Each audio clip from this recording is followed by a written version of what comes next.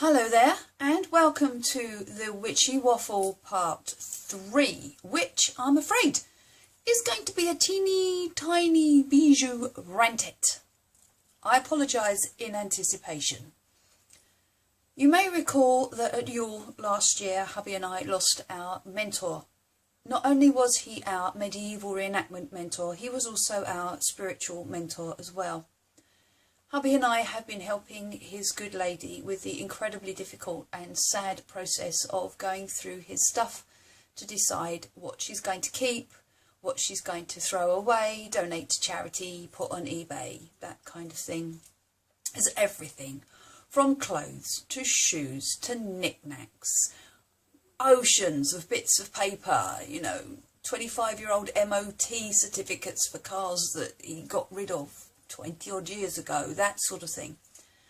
And in amongst all of this was the items and equipment associated with his spiritual life, including a number of books, one of which I have brought back here just to give you an idea of what I've said before with regards to misinformation.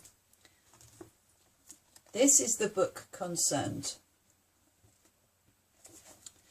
The Complete Book of Witchcraft. Well, I was fascinated by this book. I confess I've never seen it before. So I've had a good look through it. It is stuffed, absolutely stuffed, full of incredibly useful information. There are detailed instructions on making your ceremonial garb, on making your tools. There are endless numbers of rituals in here, all of which is great and fine and fantastic, except that this is not witchcraft. The guy who wrote this is a Gardnerian Wiccan, and what you have here is a manual for ritual or ceremonial magic. It talks about the high priest and the high priestess. Witches don't have those. A witch is a witch is a witch.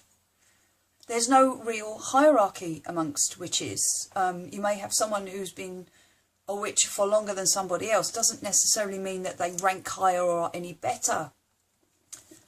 This is a book on ritual magic, and it's a great book. Don't get me wrong. If ritual magic is the path you want to go down, this is absolutely invaluable. Tons of information, very, very useful indeed. But it's not witchcraft. It's Wicca.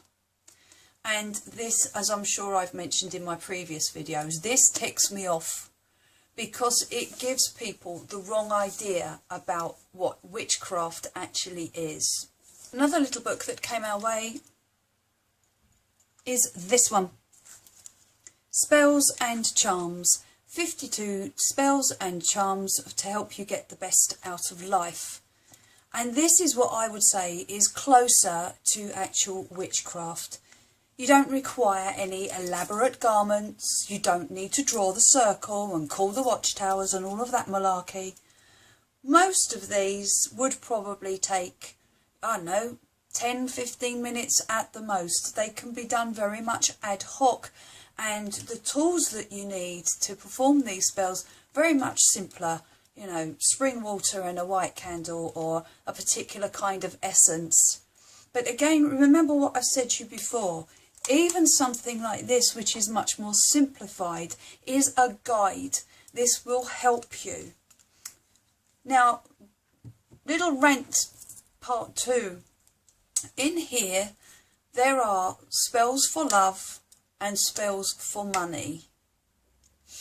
I take issue with both of those. Love is going to come or it's not. And no amount of magic in the world is going to bring you love of a true and permanent nature. If you feel that you need some help, either in your love life with regards to a partner or in regards to a loving relationship with a family member or a friend, that has to start inside with you and with them. And it may be that you just have to accept that loving relationship is never going to happen. You can ask the energies to maybe smooth the way. You can ask the energies to maybe remove some of the obstacles between you. But if the true love is going to happen, it will happen.